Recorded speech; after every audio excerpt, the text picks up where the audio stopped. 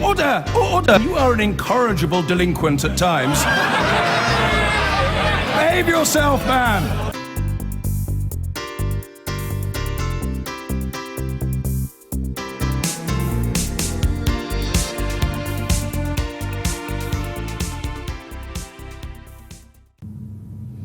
The death of Fidel Castro has sparked a variety of responses from across the world. The Labour leader Jeremy Corbyn called him a huge figure and praised his heroism, while President-elect Donald Trump condemned his legacy as one of firing squads and unimaginable suffering. Well, the Shadow Chancellor, John McDonnell, has said that he counts Lenin and as among his heroes, and he joins me now from West London. Hello to you. Jeremy Corbyn described Castro as a huge figure with many achievements. Is it appropriate to describe a man in those terms when we know that he didn't allow free and fair elections, that he locked up gay men, and that he imprisoned his political opponents? Yes, there are many flaws in the Cuban regime and many criticisms that many people made, including ourselves. But for my generation, if you look back on this, the immense achievement of the Cuban Revolution, this was a country that was controlled by effectively a kleptocrat, where there was extremes of wealth and poverty, no education, no health service, and the land controlled by landlords, while peasants literally starved. And so the revolution took place and it redistributed wealth and the land. It introduced an education service and a health service, which was second to none in the world in some instances. And it also supported freedom struggles in South Africa. It supported the ANC against apartheid and other struggles in Latin America. So it was a beacon of hope for many people. But yes, of course, there were flaws, and you cannot but criticize those. But again, in the face of the blockades and the opposition from the US, the achievements of the Cuban Revolution have to be admired, particularly with regard to education, health, and redistribution of wealth. You talk about the achievements in education. It may be true that the regime helped people to read, but then it told people what they were and weren't allowed to read. If it was as great as you say, then why didn't they hold free elections? It would have been a landslide, wouldn't it? Well, I think what's interesting, with the blockade lifted and Obama's new relationship with Cuba as well, I think there was, you could see a path towards elections. You can see a path towards a greater liberalization in terms of literally other basic freedoms. And you can see how the foundations of the revolution can actually be built upon. I think looking back, overall history will judge that this was a force for good. But yes, you've got to be honest about the criticisms of the regime as well. Are you effectively giving Fidel Castro a free pass because he's left-wing? If a right-wing politician had acted in this way, particularly with respect to people like homosexuals, you would have been first out of the blocks to criticise them. Well, we were. And of course we're not given a free pass on issues like that, of course not. But you have to judge overall, and you've got to praise where there are, well, as I say, immense breakthroughs, particularly with regard to how they redistributed wealth and the land, the education system, the health system. That was inspirational, but of course there are flaws, and of course that has to be criticised. But as I say, I think looking at it overall, I think history will judge that it was a force for good. Well, your views coming across very strongly there, Mr. McDonnell. Let's move on and talk about the autumn statement. It was a bit of an open goal for you, wasn't it? Borrowing, ballooning, another missed deficit target. And yet you couldn't even get your own MPs to listen to you. They were buried in their mobile phones. What went wrong? Yes, I know. I've made this comment elsewhere. Within the House of Commons chamber now, and the Speaker has raised this too, during debates, what you'll see happening increasingly is MPs of all political parties on their mobile phones, either receiving messages or updating themselves on the commentary that's going on outside, or tweeting out themselves. Now, I don't make any judgment on that. I think the general public will have to make their judgment on that. But it seems to be a new practice over the last couple of years that's happened in Parliament. And it's interesting, it isn't just Parliament, it's other walks of life as well, where that new technology is used to have almost a continuous dialogue yourself with people outside of the main debating chamber or even the meeting that you're in.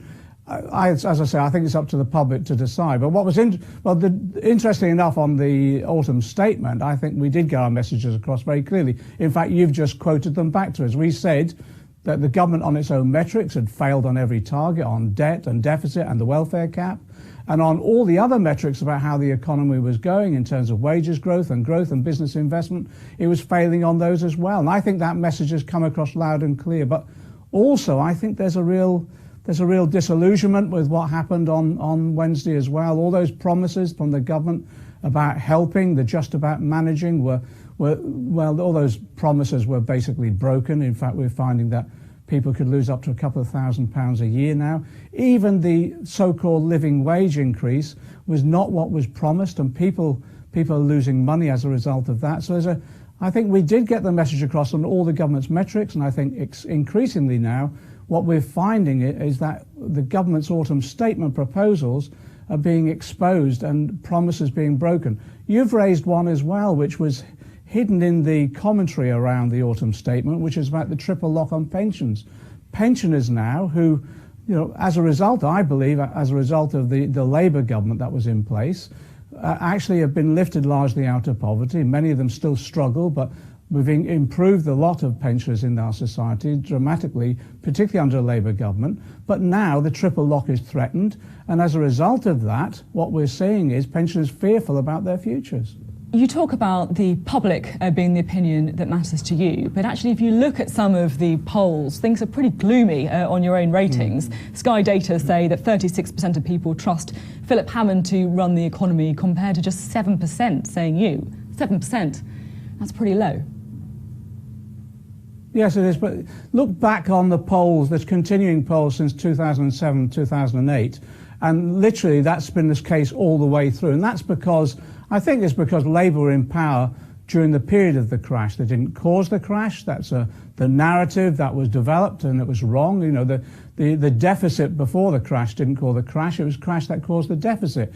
So all the way through, there's been that polling lead on economic credibility for the Conservatives who took over after us in 2010. But again, even back to 1997, before Tony Blair and Gordon Brown were elected, again, they still weren't ahead of they weren't ahead of the Tories in terms of economic credibility, and that's unfortunately the position of opposition parties. I think actually, though, I don't think people trust polls much these days. I don't think people trust polls much these days. But I think underneath all of this is an increasing disillusionment with the promises of this government, increasingly a growing demand for change. I'm not sure you can put it all down to historical issues. 20% of Labour voters who voted for Labour in 2015 still say that they trust you. So that's quite a large number who don't say that they trust you with managing the economy. What are you going to do to try and sort out that trust? What are the really difficult decisions that you are prepared to take? Well, what we're trying to do now is raise the whole level of economic debate beyond what it's been up until now and get to the real truth of the matter. The reason that we've got problems at the moment facing Brexit, and it came in the figures that were revealed last week, there's a £120 billion deficit that we're facing at this rate. What does that come from? First of all, less than half is coming from the threat of Brexit.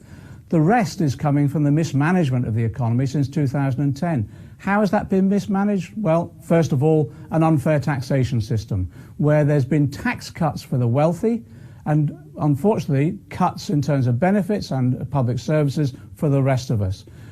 In addition to that, I think really a failure to tackle tax evasion and tax avoidance. So the key issue is, first of all, you get a fair taxation system. Second, once you've got a fair taxation system, you can start investing in your economy.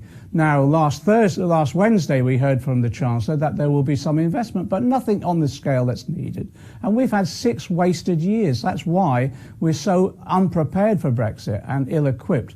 What we need is a fair taxation system.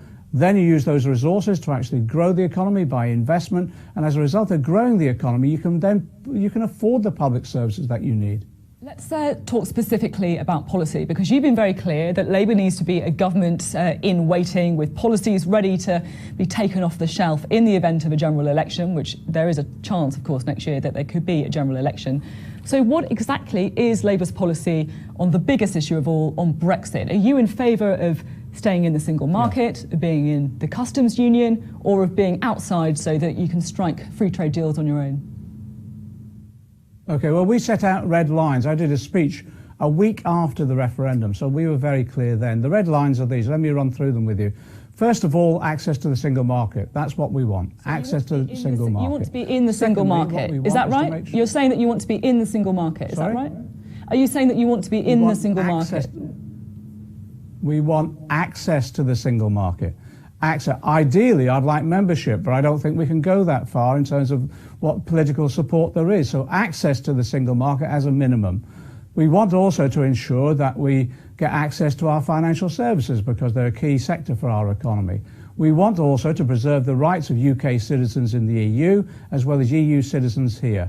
We also want to protect the regulations that we have now from Europe, both in terms of employment and environmental protection. And then finally, I want to secure our continuing involvement in the European Investment Bank because we get a good deal with the European Investment Bank, particularly in terms of investment in our regions. Now, they're the red lines we set out within a week of the referendum. Now, we're saying to the government, on a number of these issues, we can work in the interest of the country, we can work in a bipartisan way, putting country above party, but we need to know where they're going. What is their objective? What is their strategy? And that hasn't been forthcoming. Final question, John McDonnell. Do you think that Donald Trump's election is good news for Jeremy Corbyn because it shows that people want to go for anti-establishment candidates, or is it actually bad news because even when people don't want business as usual, it indicates that they're going for candidates on the right rather than those on the left? It's interesting that I think the Trump election does demonstrate that people are absolutely frustrated with the existing system and do want change. But the type of change that Trump has put forward in his campaign statements is certainly not the route that any progressive or modern country would want to go down that path. And I think what we need to do in this country is recognise that actually people don't feel they're getting a fair deal. They don't believe that the government is acting in their interests at the moment, that they do feel that there's an elite establishment, particularly in Westminster, that's completely ignoring them. And what they want now is a radically fairer and more democratic and more equal society. And I think Jeremy Corbyn offers that hope. John McDonnell, thank you.